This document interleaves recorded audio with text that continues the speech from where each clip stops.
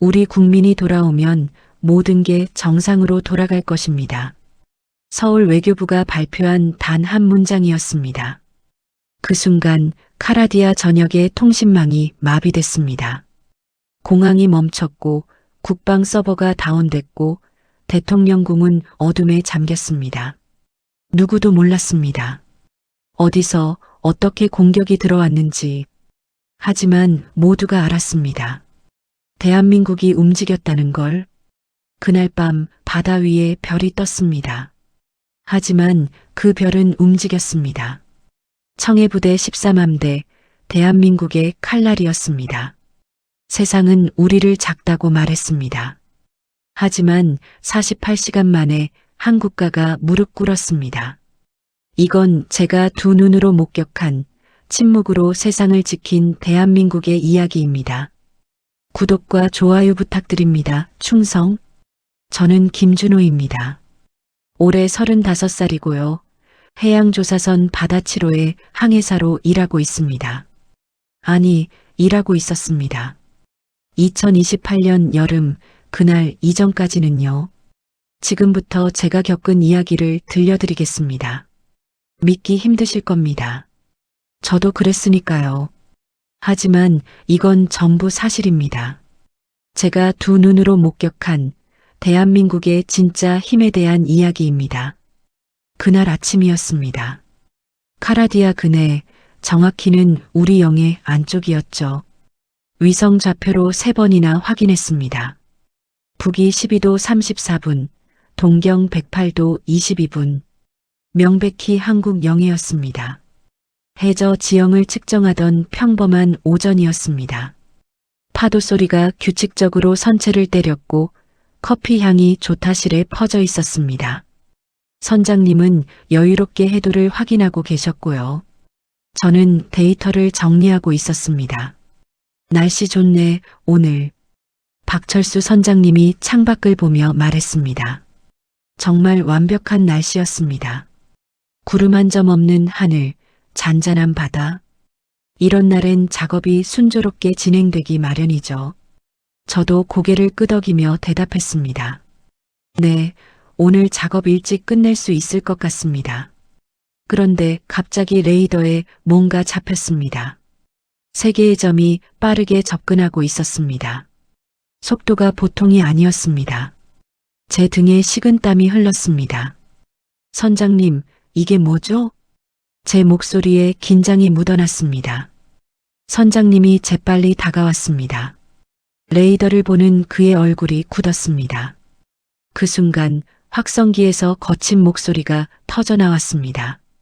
한국 선박, 즉시 엔진을 정지하라. 우리 해역을 침범했다. 반복한다. 즉시 엔진을 정지하라. 심장이 쿵 내려앉았습니다. 창밖을 보니 카라디아 해군 함정 3척이 우리를 포위하고 있었습니다. 무장한 군인들이 갑판에 질비했습니다. 총구가 우릴 향하고 있었습니다. 선장님의 얼굴이 하얗게 질렸습니다. 말도 안 돼. 우린 분명 우리 영해 안에 있어. 좌표 확인했잖아. 하지만 그들은 들으려 하지 않았습니다. 아니, 들을 생각이 없었습니다. 함정 한 척이 바짝 붙었습니다. 무장군인들이 로프를 타고 승선하기 시작했습니다. 거칠게, 폭력적으로요. 조타실 문이 벌컥 열렸습니다. 총을 든 군인 5명이 들이닥쳤습니다. 손들어, 모두 손들어. 우리 선원 23명은 손을 들어야 했습니다. 총을 든 군인 앞에서 저항할 수 있는 사람이 어디 있겠습니까? 저는 그저 떨리는 손을 천천히 올렸습니다. 옆에서 막내 선원 이준호가 떨고 있었습니다. 겨우 24살이었습니다. 처음 승선한 지 석 달밖에 안 됐습니다. 움직이지 마. 한 명이라도 이상한 짓 하면 쏜다.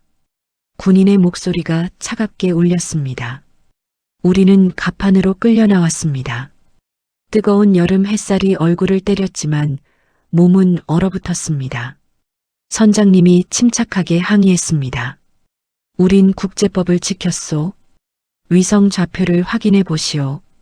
우린 대한민국 영해 안에 있었소. 하지만 대답은 총구를 들이미는 것뿐이었습니다. 한 장교가 비웃듯 말했습니다.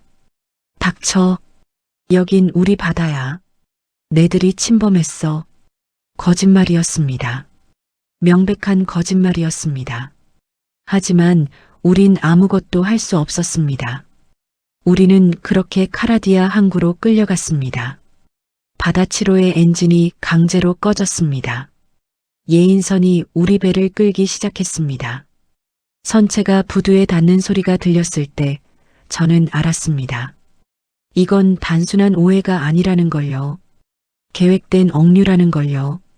항구에는 이미 취재진이 대기하고 있었습니다. 카메라 플래시가 터졌습니다. 기자들이 소리쳤습니다. 한국 선박이 불법 침입했다. 국제법 위반이다.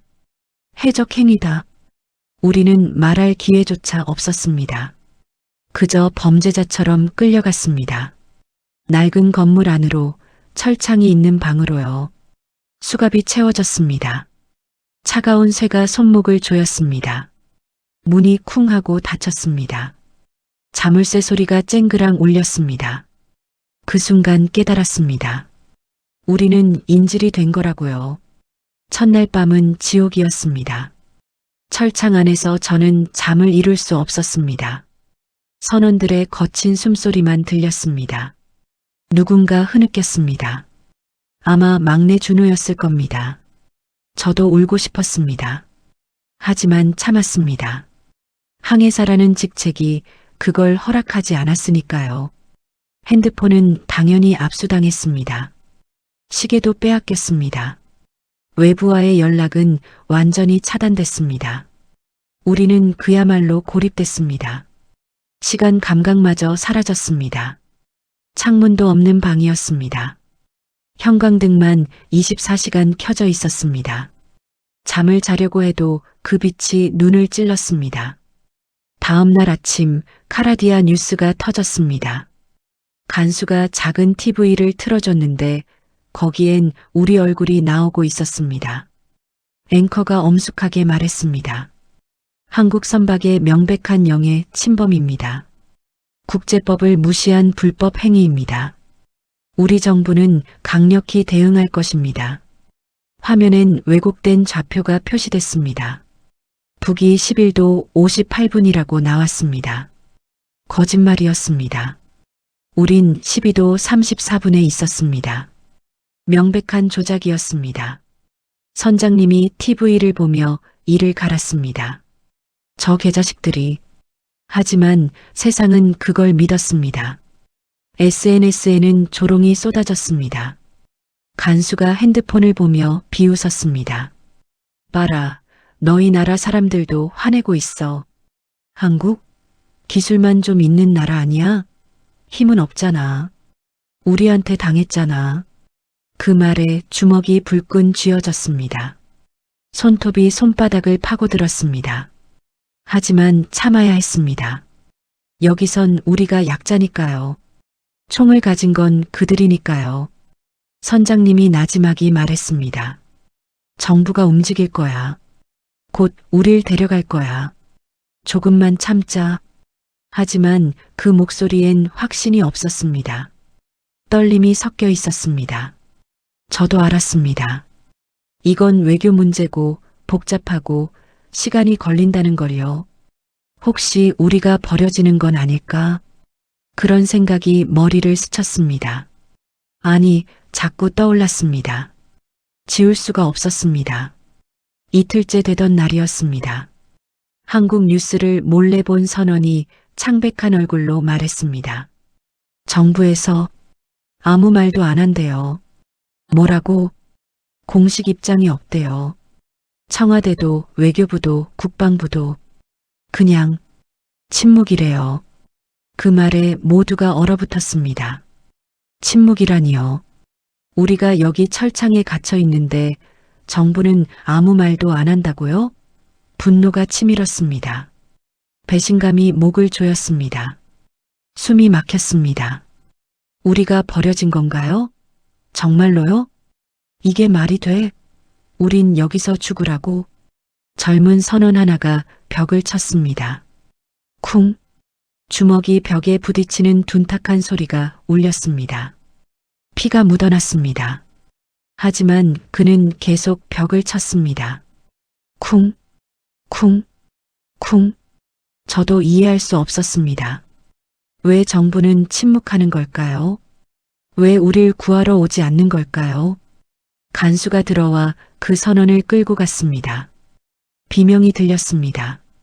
복도 저 끝에서 무언가 부딪히는 소리가 났습니다.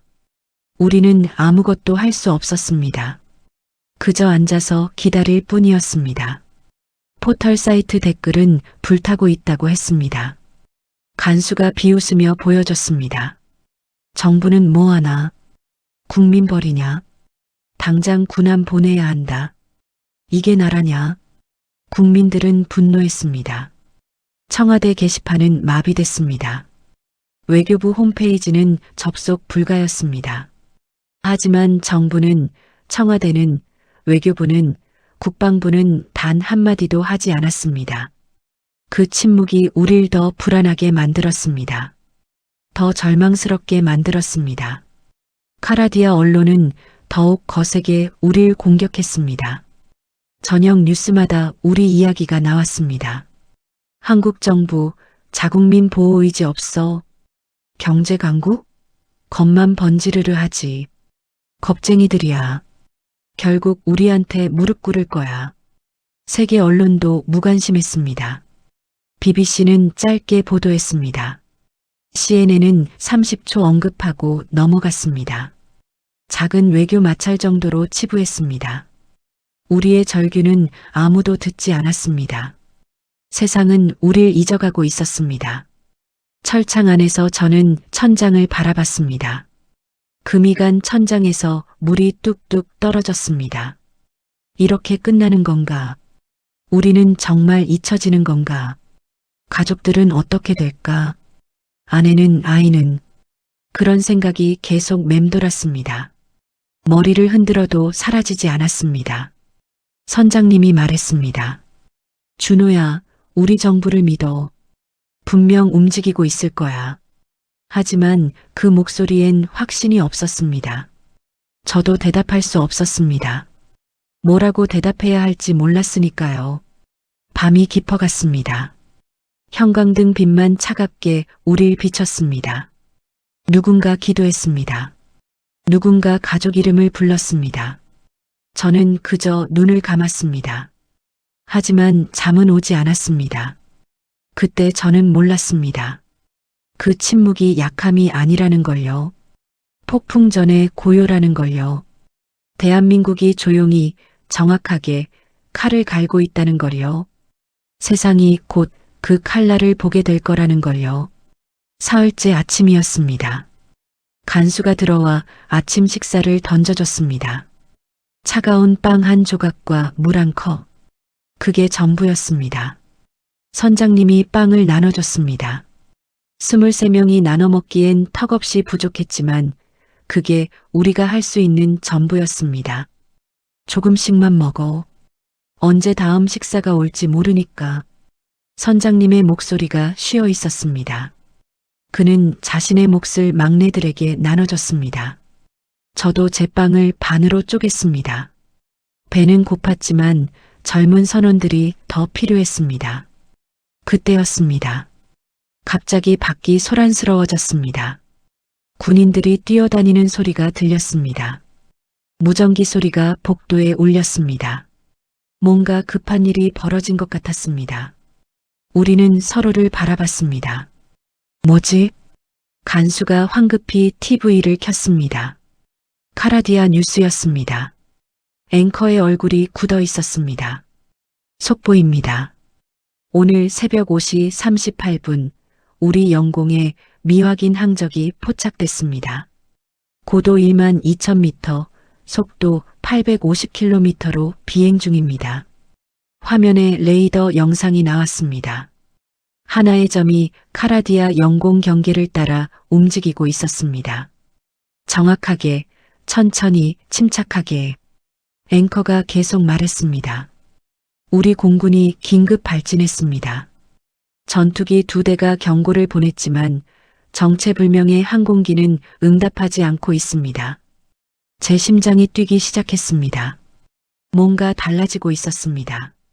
뭔가 시작되고 있었습니다. 선장님이 TV를 뚫어지게 봤습니다. 그의 눈에 희망 같은 게 번쩍였습니다. 화면이 바뀌었습니다. 카라디아 국방부 대변인이 나왔습니다. 그의 얼굴엔 땀이 맺혀 있었습니다. 해당 항공기는 국적을 밝히지 않고 있습니다. 하지만 우리는 추정하고 있습니다. 어느 나라죠? 기자가 물었습니다. 대변인이 입술을 깨물었습니다. 잠시 침묵이 흘렀습니다. 그리고 그가 말했습니다. 대한민국으로 추정됩니다. 그 순간 우리 모두 숨을 멈췄습니다. 대한민국, 우리나라, 우리 정부가 움직였습니다. 침묵이 아니었습니다. 준비였습니다. 젊은 선원 하나가 흐느꼈습니다. 왔어. 우리나라가 왔어. 간수의 얼굴이 일그러졌습니다. 그는 TV를 끄려 했지만 손이 떨려서 리모컨을 떨어뜨렸습니다. 화면은 계속됐습니다. 군사 전문가가 나와 분석했습니다. 이건 정찰기입니다. K-27매로 추정됩니다. 대한민국 공군의 최신 정찰기죠. 이 항공기는 모든 걸 봅니다. 모든 걸 기록합니다. 어느 기지에 전투기가 있는지, 어느 항구에 함정이 있는지, 심지어 대통령궁의 창문이 몇 개인지까지. 그의 목소리가 떨렸습니다. 카메라가 하늘을 비췄습니다. 아무것도 보이지 않았습니다. 하지만 그들은 알고 있었습니다. 저 위에서 누군가 지켜보고 있다는 걸, 대한민국의 눈이 자신들을 추적하고 있다는 걸. 우리 전투기가 경고했습니까? 기자가 물었습니다. 대변인이 고개를 끄덕였습니다. 네, 5번 경고했습니다. 하지만 응답이 없습니다. 그들은 그저 비행을 계속하고 있습니다. 격추하지 않습니까? 그건 국제법상 허용된 공역입니다. 우리 영공은 아니지만 경계선 바로 바뀝니다. 합법적입니다. 그 말에 스튜디오가 조용해졌습니다. 합법적. 대한민국은 한치의 빈틈도 주지 않았습니다. 국제법을 정확히 지키면서 칼을 들이댄 겁니다. 선장님이 낮게 웃었습니다. 이게 바로 우리나라야. 조용하지만 정확해. 합법적이지만 무서워. 카라디아 조종사의 교신 내용이 흘러나왔습니다. 음성이 떨리고 있었습니다. 저들은 지금 우릴 보고 있습니다. 이건 경고가 아닙니다. 이건 시선입니다. 바로 그 말이었습니다. 시선. 총을 쏘지 않아도, 미사일을 쏘지 않아도 그저 보는 것만으로 공포를 주는 것. 간수가 우리를 봤습니다. 그의 눈에 두려움이 어렸습니다. 더 이상 비웃지 않았습니다. 더 이상 조롱하지 않았습니다. 뉴스는 계속됐습니다. 정찰기는 12시간 동안 카라디아 상공을 맴돌았습니다. 착륙하지 않았습니다. 돌아가지 않았습니다. 그저 거기 있었습니다. 지켜보고 기록하고 추적했습니다. 카라디아 전역이 긴장했습니다. 군부대가 비상체제에 돌입했습니다. 하지만 대한민국 정부는 여전히 침묵했습니다. 단 한 문장의 성명도 없었습니다. 그 침묵이 더 무서웠습니다. 그들이 뭘 준비하고 있는지 아무도 몰랐으니까요. 간수가 문을 잠그고 나갔습니다. 그의 발걸음이 급했습니다. 우리는 서로를 봤습니다. 선장님이 말했습니다. 이제 시작이야. 우리 정부는 절대 국민을 버리지 않아. 저도 그제야 알았습니다. 침묵은 포기가 아니었습니다. 준비였습니다. 대한민국은 조용히 정확하게 칼을 갈고 있었습니다. 그리고 이제 그 칼날을 보여주기 시작했습니다. 그날 밤 10일시였습니다. 저는 철창 옆에 앉아 있었습니다. 잠이 오지 않았습니다. 정찰기 소식 이후 묘한 기대감이 가슴을 채우고 있었습니다. 혹시 정말 우리를 데리러 오는 걸까? 혹시 곧 집에 갈 수 있는 걸까? 그때였습니다. 갑자기 불이 꺼졌습니다. 철창 안이 칠흑 같은 어둠에 잠겼습니다. 비상등도 켜지지 않았습니다. 완전한 암흑이었습니다. 뭐야, 정전이야? 누군가 소리쳤습니다. 복도에서 간수들이 뛰어다니는 소리가 들렸습니다. 무전기에서 잡음만 났습니다. 지직, 지직. 밖에서 비명이 들렸습니다. 사이렌이 울렸습니다. 하지만 그것도 곧 멈췄습니다. 선장님이 창문 쪽으로 갔습니다. 작은 창문으로 밖이 보였습니다. 도시 전체가 어둠에 잠겨 있었습니다. 단 하나의 불빛도 보이지 않았습니다. 이게 대체... 저도 창가로 갔습니다. 카라디아의 수도 전체가 암흑이었습니다. 가로등도 건물 조명도 차 불빛도 없었습니다. 마치 도시가 사라진 것 같았습니다. 심장이 두근거렸습니다. 이건 단순한 정전이 아니었습니다. 30분쯤 지났을까요? 간수 하나가 손전등을 들고 들어왔습니다. 그의 얼굴은 창백했습니다. 손이 떨려서 손전등 빛이 흔들렸습니다. 야, 너희 나라가 뭘 한 거야? 그가 떨리는 목소리로 물었습니다. 우리는 아무 대답도 하지 못했습니다. 우리도 몰랐으니까요. 하지만 가슴 어딘가에서 뜨거운 게 올라왔습니다. 자랑스러움 같은 것. 우리나라가 뭔가를 했구나. 움직였구나. 간수가 휴대폰을 꺼냈습니다. 하지만 화면은 까맣게 꺼져 있었습니다. 그가 버튼을 눌렀지만 아무 반응이 없었습니다. 안 돼. 핸드폰도 안 돼. 통신이 완전히 끊겼어. 그는 황급히 나갔습니다. 문을 잠그는 것도 잊었습니다. 복도에서 장교들이 소리쳤습니다. 국방부 서버 다운. 공항 관제탑 먹통. 대통령궁 암호 통신 불가.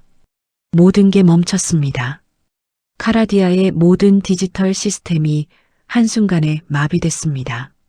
3시간 동안 그들은 눈과 귀를 잃었습니다. 군 지휘부는 종이 지도를 펴야 했습니다. 대통령은 긴급 회의를 열었지만 암호화 통신조차 작동하지 않았습니다. 우리는 철창 안에서 그 혼란을 지켜봤습니다. 군인들이 뛰어다녔습니다. 장교들이 고함쳤습니다.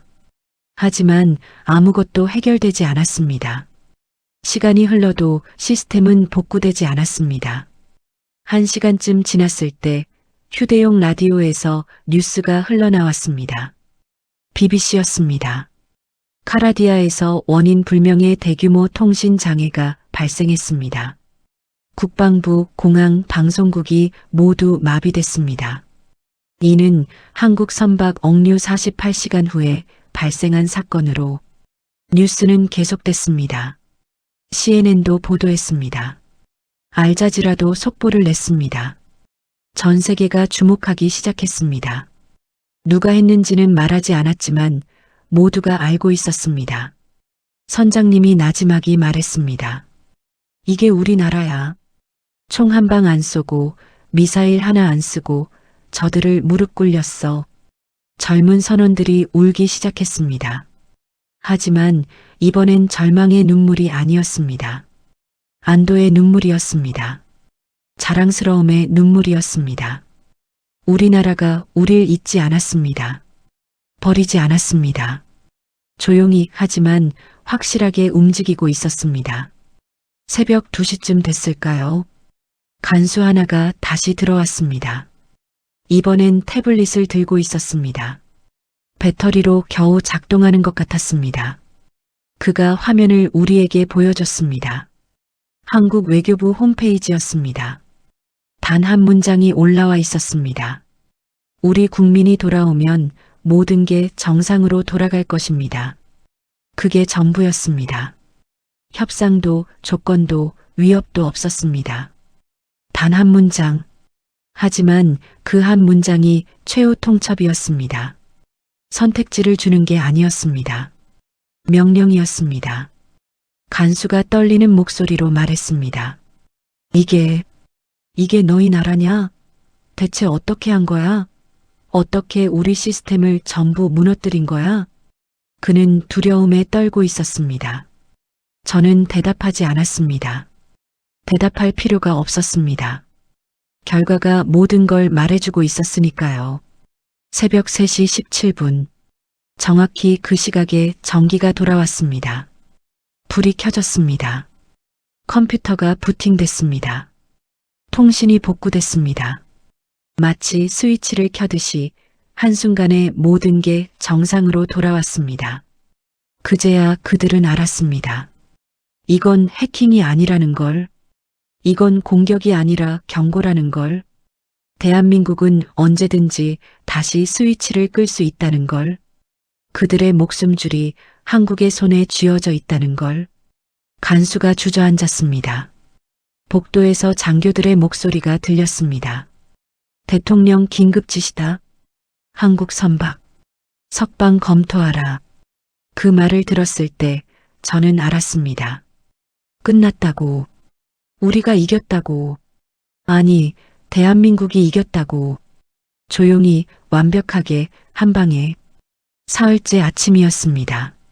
아니, 정확히는 나흘째였을까요? 시간 감각이 흐릿해졌습니다. 철창 안에서는 낮과 밤의 구분이 없었으니까요. 하지만 한 가지는 확실했습니다. 뭔가 달라지고 있었습니다. 간수들의 태도가 변했습니다. 더 이상 우릴 조롱하지 않았습니다. 오히려 피하려 했습니다. 눈을 마주치지 않으려 했습니다. 복도를 지나갈 때 발소리를 죽였습니다. 무서워하고 있었습니다. 대한민국을. 그날 아침 한 어부가 뉴스에 나왔습니다. 카라디아 근해에서 조업하던 어부였습니다. 그의 얼굴은 창백했고 목소리는 떨리고 있었습니다. 어젯밤이었어요. 평소처럼 고기를 잡고 있었죠. 그런데 이상한 걸 봤어요. 리포터가 물었습니다. 무엇을 보셨습니까? 별이요. 바다 위에 별들이 떠 있었어요. 처음엔 착각인 줄 알았어요. 하지만 아니었어요. 그 별들은 움직였어요. 천천히, 정확하게, 마치 살아있는 것처럼. 카메라가 바다를 비췄습니다. 아무것도 보이지 않았습니다. 하지만 어부는 계속 말했습니다. 가까이 가려고 했어요. 그런데 우리 어선 레이더가 미쳤어요. 화면이 하얗게 변했어요. 경고음이 울렸어요. 그래서 도망쳤어요. 무서웠어요. 스튜디오에 군사 전문가가 분석했습니다. 그의 얼굴도 굳어 있었습니다. 이건 청해부대로 추정됩니다. 대한민국 해군의 최정예 부대죠. 구축함 2척이 카라디아 해역 경계선에 진입한 것으로 보입니다. 경계선이요? 우리 영해 아닙니까? 아닙니다. 정확히 경계선 바깥입니다. 국제법상 아무 문제 없는 위치입니다. 하지만 그가 말을 멈췄습니다. 땀을 닦았습니다. 그리고 다시 말했습니다. 하지만 그들은 그곳에 있습니다. 포문을 닫은 채, 레이더를 가동한 채 그저 존재하고 있습니다. 그 자체가 메시지입니다. 우린 여기 있다. 우리 국민 곁에. 그런 메시지죠. 선장님이 TV를 보며 울었습니다. 소리 없이 조용히. 눈물이 주름진 얼굴을 타고 흘렀습니다. 저도 목이 메었습니다. 우리나라가, 우리 군이 바로 저 바다 어딘가에 있었습니다. 우릴 지키기 위해. 뉴스는 계속됐습니다. 위성사진이 나왔습니다. 흐릿했지만 2개의 점이 보였습니다. 이지스 구축함이었습니다. 최신형이었습니다. 레이더는 작동 중이었고 무장은 대기 상태였습니다. 하지만 공격하지 않았습니다. 위협하지 않았습니다. 그저 거기 있었습니다. 카라디아 해군 장교가 인터뷰했습니다. 우리도 함정을 보냈습니다. 하지만 접근할 수 없었습니다. 그들의 레이더가 우릴 추적했습니다. 화력 통제 레이더였습니다. 조준하고 있었다는 뜻입니다. 우리 함장이 결정했습니다. 후퇴하라고. 그의 목소리가 떨렸습니다. 수치심과 두려움이 섞여 있었습니다. 카라디아 해군이 자국 해역에서 물러난 겁니다. 대한민국 해군 앞에서 리포터가 물었습니다. 그들이 공격했습니까? 아닙니다. 단 한 발도 쏘지 않았습니다. 그저 봤습니다. 우릴 보고 추적하고 조준했습니다. 그게 전부였습니다. 하지만 그걸로 충분했습니다. 화면이 바뀌었습니다. 국제 뉴스였습니다. BBC, CNN, 알자지라 모두가 이 사건을 보도하고 있었습니다. 한국 군사력 과시, 청해부대, 카라디아 근해 진입, 침묵의 압박, 효과적인 외교 전략. 세계가 주목했습니다.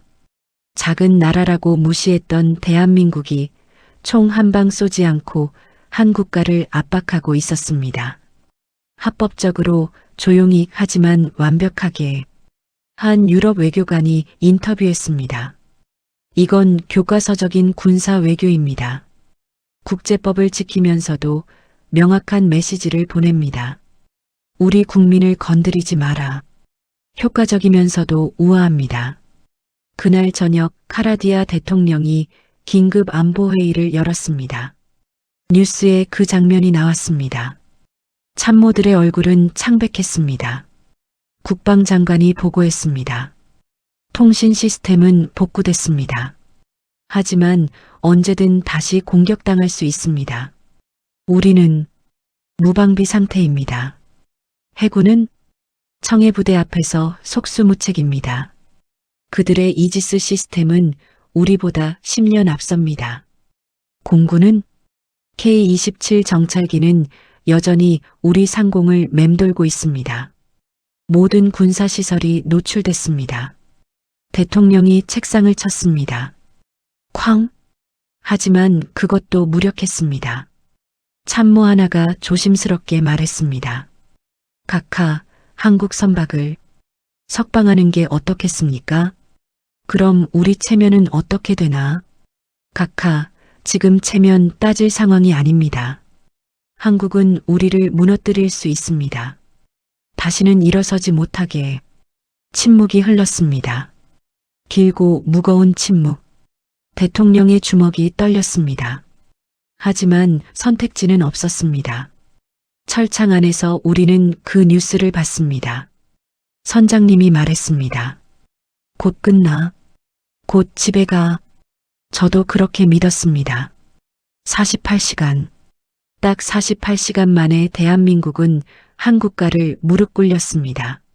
총도 미사일도 폭탄도 쓰지 않고 그저 침묵으로 존재로 힘으로. 다음 날 아침이었습니다. 정확히 억류 48시간째 되는 날. 간수가 문을 열었습니다. 하지만 이번엔 달랐습니다. 총이 없었습니다. 수갑도 없었습니다. 그는 그저 고개를 숙였습니다. 나오십시오.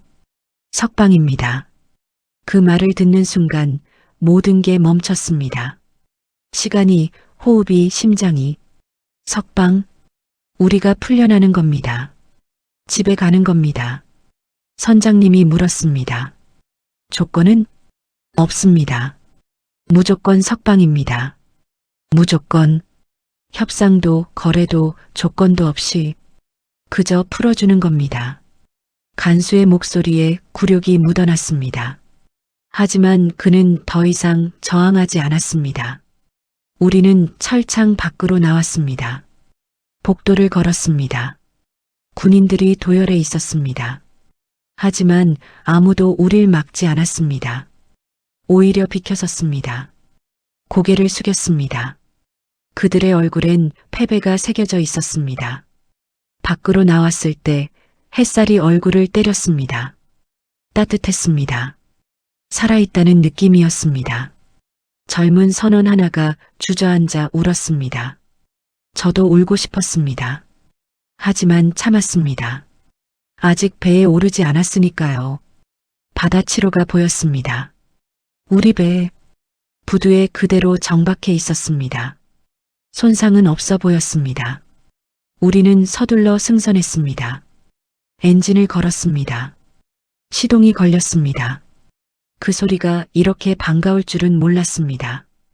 출항 준비. 선장님의 목소리가 떨렸습니다. 하지만 단호했습니다. 우리는 빨리 이곳을 벗어나고 싶었습니다. 카라디아 항구를, 이 악몽을.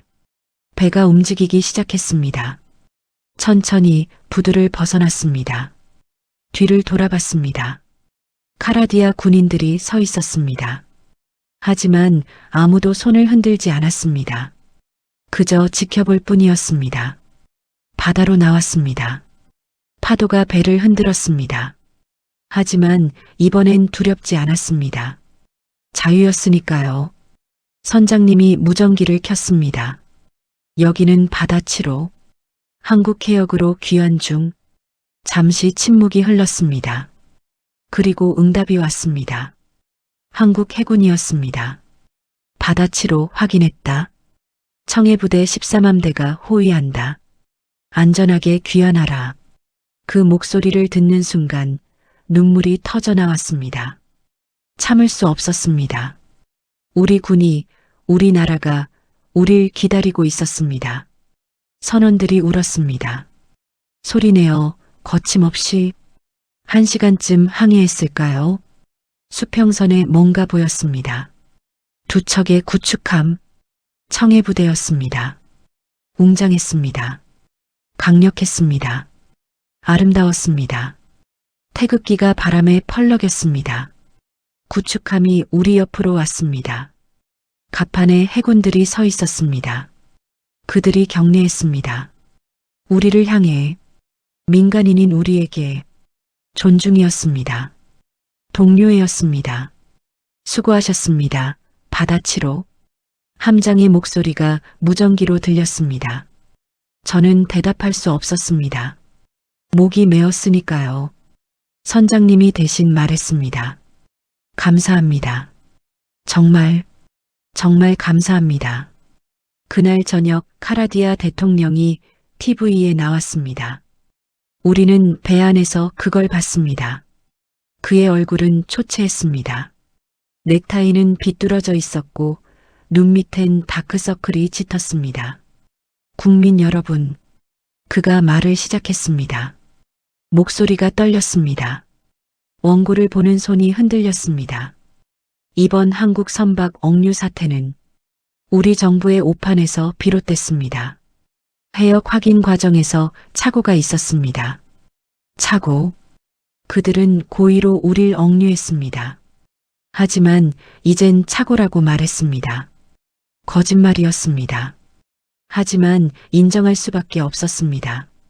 대한민국 정부와 국민 여러분께 깊이 사과드립니다. 이번 일로 한국 선원들이 겪은 고통에 대해 진심으로 유감입니다. 그가 고개를 숙였습니다. 카메라 앞에서, 전 국민 앞에서 한 국가의 대통령이 무릎 꿇었습니다. 대한민국 앞에 앞으로 이런 일이 재발하지 않도록 철저히 하겠습니다. 한국과의 우호 관계를 더욱 돈독히 하겠습니다. 방송이 끝났습니다. 선원들이 환호했습니다. 하지만 저는 복잡했습니다. 기뻤지만 동시에 씁쓸했습니다. 이렇게까지 해야 했을까? 왜 처음부터 제대로 하지 않았을까? 선장님이 말했습니다. 이게 현실이야. 힘이 없으면 무시당해. 하지만 우린 힘이 있어. 대한민국은 강해. 다음 날 새벽 한국 해군 기지가 보였습니다. 부두에 사람들이 가득했습니다. 가족들이었습니다. 우리 가족들. 저는 아내를 봤습니다. 아들을 봤습니다. 아내가 울고 있었습니다. 배가 접안했습니다. 밧줄이 묶였습니다. 우리는 뛰어내렸습니다. 가족들이 달려왔습니다. 아내가 제 품에 안겼습니다. 여보, 아내가 흐느꼈습니다. 저도 울었습니다. 이번엔 참지 않았습니다. 아들이 제 다리를 붙잡았습니다. 아빠, 무서웠어요? 아니야. 아빠는 안 무서웠어. 우리나라가 지켜줬거든. 그 말이 진심이었습니다. 정말로 무섭지 않았습니다. 대한민국이 있었으니까요. 부산항에 도착했을 때 언론이 우릴 기다리고 있었습니다. 카메라가, 마이크가, 기자들이 몰려들었습니다. 플래시가 터졌습니다. 질문이 쏟아졌습니다. 억류 당시 상황이 어땠습니까? 카라디아에서 어떤 대우를 받았습니까? 정부의 대응에 대해 어떻게 생각하십니까? 선장님이 마이크 앞에 섰습니다. 그는 잠시 침묵했습니다. 그리고 말했습니다. 대한민국 정부에 감사드립니다. 우리 국민을 지켜주셔서 감사합니다. 그게 전부였습니다. 더 이상의 말은 필요 없었습니다. 기자들이 더 물으려 했지만 해경이 우릴 보호했습니다. 우리는 조용히 빠져나왔습니다. 집으로 가는 차 안에서 저는 핸드폰을 켰습니다. 며칠 만에 켜는 핸드폰이었습니다. 알림이 수백 개 쏟아졌습니다. 문자, 카톡, 전화, 모두 안부를 묻는 것들이었습니다. 친구들, 동료들, 친척들. 저는 하나하나 읽었습니다. 눈물이 났습니다. 그중 하나가 눈에 띄었습니다. 외교부 홈페이지 링크였습니다. 친구가 보낸 것이었습니다. 준호야, 이거 봐. 우리 정부 성명. 저는 링크를 클릭했습니다. 외교부 공식 성명이 올라와 있었습니다. 단 3줄이었습니다. 모든 국민은 무사히 귀환했습니다. 대한민국은 자국민의 안전을 지킵니다. 언제나 반드시. 3줄. 그게 전부였습니다. 화려한 수사도 긴 설명도 없었습니다. 하지만 그 3줄이 모든 걸 말해주고 있었습니다. 우리는 약속을 지켰다고, 우리 국민을 포기하지 않았다고, 앞으로도 그럴 거라고. 저는 그 문장을 반복해서 읽었습니다. 언제나 반드시. 그 말이 가슴에 박혔습니다. 대한민국 국민이라는 게 이렇게 자랑스러울 줄 몰랐습니다. 그날 저녁 국제뉴스를 봤습니다. 전 세계가 이번 사건을 보도하고 있었습니다. BBC 앵커가 말했습니다. 대한민국의 조용한 외교가 승리했습니다. 총 한 방 쏘지 않고 협상 한 번 하지 않고 자국민을 구출했습니다. 이는 21세기 외교의 새로운 모델입니다. CNN에서는 군사 전문가가 분석했습니다. 한국의 사이버 능력과 군사력은 세계 최상위권입니다. 하지만 더 중요한 건 그들의 절제력입니다. 힘이 있지만 함부로 쓰지 않습니다. 정확한 타이밍에 정확한 수준으로만 사용합니다. 이게 진짜 강대국의 모습입니다. 알자지라에서는 중동 외교관이 인터뷰했습니다. 작은 나라라고 무시했던 게 우리의 실수였습니다. 크기가 힘이 아닙니다. 대한민국은 그걸 증명했습니다. 프랑스 외교부 대변인이 기자회견을 열었습니다. 대한민국의 대응은 모범적이었습니다. 국제법을 준수하면서도 명확한 메시지를 전달했습니다. 우리도 배워야 할 부분이 많습니다. 세계가 대한민국을 보는 눈이 달라졌습니다. 더 이상 작은 나라가 아니었습니다. 더 이상 무시할 수 있는 나라가 아니었습니다. 조용하지만 강한, 침착하지만 무서운 그런 나라로 각인됐습니다.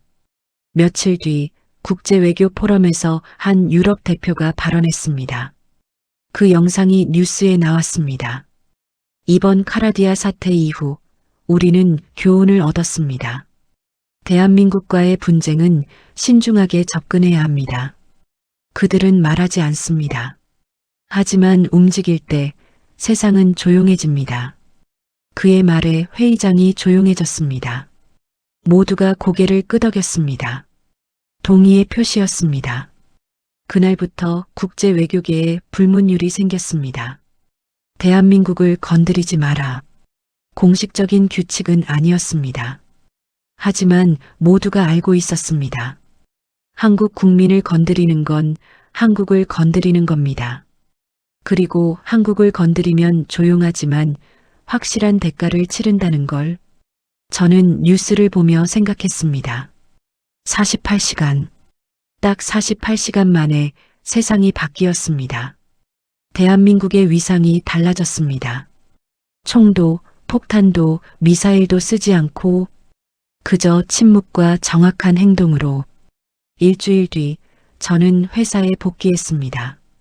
동료들이 반겼습니다. 악수가 포옹이 이어졌습니다. 사장님이 말했습니다. 고생했네. 이번 일로 우리 회사도 유명해졌어. 대한민국 기업이라는 게 자랑스럽더군. 점심시간에 선원들과 밥을 먹었습니다. 막내 준호가 말했습니다. 형, 저 군대 가면 해군 갈래요. 청해부대요. 왜? 우릴 지켜준 사람들이잖아요. 저도 누군가를 지키고 싶어요. 형처럼, 우리나라 사람들처럼. 저는 그의 어깨를 두드렸습니다. 뭐라 말해야 할지 몰랐습니다. 목이 메었으니까요. 그날 저녁 집에서 뉴스를 봤습니다. 카라디아 소식이었습니다. 그들은 한국에 공식 사과문을 보냈습니다. 배상금도 지불했습니다. 하지만 그보다 중요한 건 그들의 태도가 완전히 바뀌었다는 겁니다. 이제 한국 선박이 지나가면 해군이 경례한다고 했습니다. 존중의 표시였습니다. 두려움의 표시이기도 했습니다. 아내가 옆에 앉았습니다. 여보, 무서웠죠? 응, 무서웠어. 하지만 동시에 자랑스러웠어. 우리나라가 날 버리지 않았다는 걸 알았거든. 이제 다시 배 타는 거예요? 응, 그게 내일이니까. 하지만 이젠 안 무서워. 대한민국이 지켜주니까. 아내가 제 손을 잡았습니다. 따뜻했습니다. 아들이 물었습니다. 아빠, 우리나라 진짜 강해요? 그럼. 세계에서 가장 강해. 왜냐하면 우린 국민을 지키니까. 그게 진짜 힘이야. 아들이 웃었습니다. 자랑스러운 표정이었습니다. 저도 웃었습니다. 이번 일로 많은 걸 깨달았습니다. 대한민국의 진짜 힘이 뭔지, 침묵이 왜 무서운지, 그리고 이 나라의 국민이라는 게 얼마나 축복인지. 그날 밤 경기도 오산 공군 작전실이었습니다. 저는 이제 다른 사람의 이야기를 들려드리겠습니다. 윤하 중령의 이야기입니다. 제가 철창에 갇혀 있을 때 그가 무엇을 했는지, 우리가 몰랐던 48시간의 진실을. 윤하 중령은 공군 정보작전 사령부 소속이었습니다. K-27 정찰기 작전을 총괄하는 사람이었습니다. 바다치로가 억류됐다는 소식을 들었을 때 그는 즉시 회의실로 불려갔습니다. 윤중령, 카라디아 상황 파악했나? 사령관이 물었습니다. 윤하 중령이 대답했습니다. 네, 파악했습니다. 명백한 불법 억류입니다. 위성 좌표상 우리 영의 내 활동이었습니다. 정부 방침은 침묵이야. 하지만 우린 준비해야 해. 매 투입 준비. 알겠습니다. 회의는 짧았습니다. 말이 필요 없었습니다. 그들은 이미 알고 있었습니다. 무엇을 해야 하는지. 윤하 중령은 작전실로 돌아왔습니다. 모니터 앞에 앉았습니다. 키보드를 두드렸습니다. 네, 이륙 준비. 정찰기 조종사가 응답했습니다. 이해했습니다. 5분 후 이륙합니다. 새벽 5시 38분. K-27매가 이륙했습니다. 목적지는 카라디아 상공이었습니다. 윤하 중령은 모니터로 실시간 영상을 받았습니다. 카라디아의 모든 것이 보였습니다. 군사기지, 공항, 항구, 대통령궁, 모든 게 기록됐습니다. 카라디아 전투기 접근 중입니다. 조종사가 보고했습니다. 긴장감이 흘렀습니다. 하지만 윤하 중령은 침착했습니다. 무시해. 국제공역이야. 우린 합법이야. 이해했습니다. 카라디아 전투기가 경고했습니다. 5번이나. 하지만 매는 응답하지 않았습니다. 그저 비행을 계속했습니다. 조용히 정확하게. 카라디아는 격추할 수 없었습니다. 국제법 위반이 되니까요. 12시간 동안 매는 카라디아 상공을 맴돌았습니다. 모든 데이터를 수집했습니다. 윤하 중령은 그걸 분석했습니다. 어디를 공격하면 효과적인지, 어디를 누르면 그들이 무릎 꿇는지. 그날 밤 11시, 사이버 사령부와 합동작전이 시작됐습니다. 윤하 중령은 모니터를 지켜봤습니다. 카라디아의 통신망이 하나씩 꺼져갔습니다. 국방부, 공항, 방송국. 딱 3시간 동안. 계획대로였습니다. 효과 확인됐습니다. 카라디아 혼란 상태입니다. 보고가 들어왔습니다. 윤하 중령은 고개를 끄덕였습니다. 하지만 표정은 변하지 않았습니다. 이건 자랑할 일이 아니었습니다. 필요한 일이었을 뿐입니다. 새벽 03시 17분 시스템을 복구시켰습니다. 메시지는 명확했습니다. 우리는 언제든 다시 끄고 켤 수 있다. 너희의 생명줄은 우리 손에 있다. 같은 시각 동해 청해부대 13함대가 출동했습니다. 이지스 구축함 2척. 윤하 중령은 해군과 연락을 주고받았습니다. 해군 위치 확인. 카라디아 해역 경계선 도착. 대기 중. 레이더 가동. 존재 과시. 이해. 구축함은 조용히 그곳에 머물렀습니다. 포문을 닫은 채. 하지만 그 존재만으로 충분했습니다. 카라디아 해군은 접근조차 못했습니다. 48시간 후 바다치로가 석방됐습니다. 윤하 중령은 보고를 받았습니다. 전선원 무사 귀환 중입니다. 수고했어. 네, 귀환. 이해했습니다. 귀환합니다. 작전이 끝났습니다. 윤하 중령은 모니터를 껐습니다.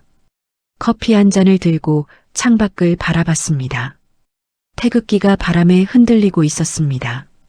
활주로에는 전투기들이 조용히 대기 중이었습니다. 우리 일은 뉴스에 안 나와도 돼. 그는 혼잣말처럼 중얼거렸습니다. 정말 그랬습니다. 언론은 결과만 보도했습니다. 과정은 몰랐습니다.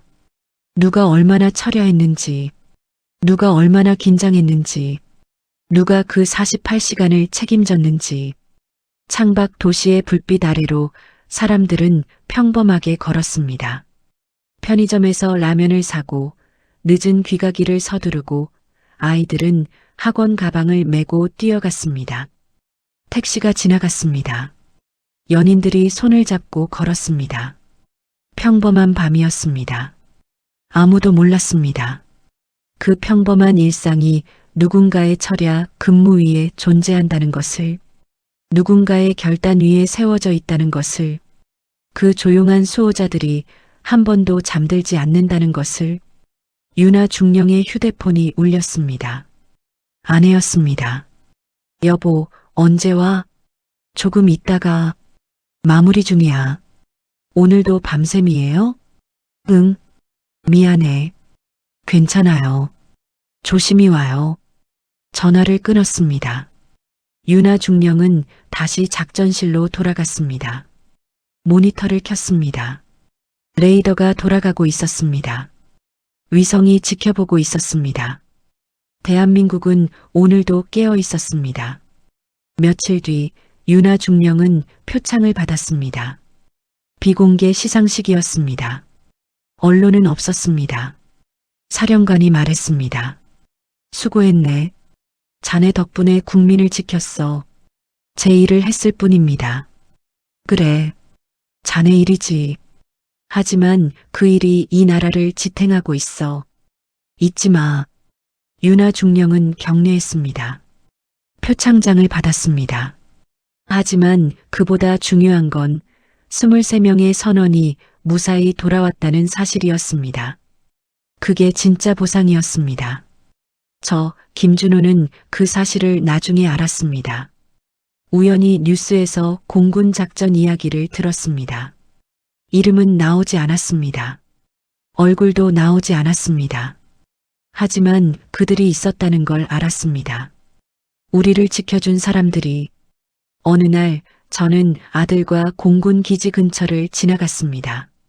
전투기가 이륙하는 소리가 들렸습니다. 아들이 하늘을 봤습니다. 아빠, 저 비행기가 아빠를 구해준 거예요? 그럴지도 몰라. 아니면 저 비행기를 조종하는 사람, 저 비행기를 정비하는 사람, 저 비행기를 관리하는 모든 사람들이 아빠를 구해줬어. 다 고마운 사람들이네요. 그래. 우린 모르지만 저 사람들은 매일 우릴 지켜줘. 잠도 안 자고. 아들이 전투기에 경례했습니다. 서툴렀지만 진심이었습니다.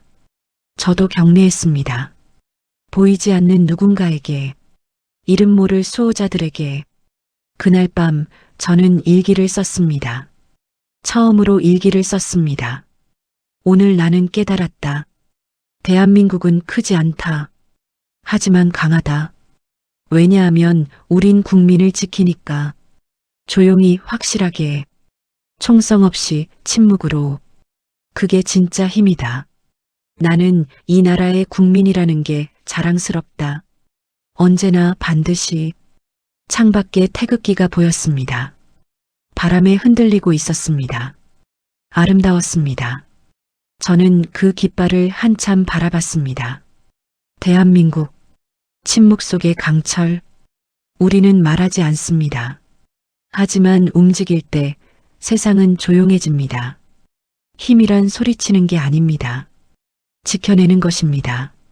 오늘도 내일도 언제나.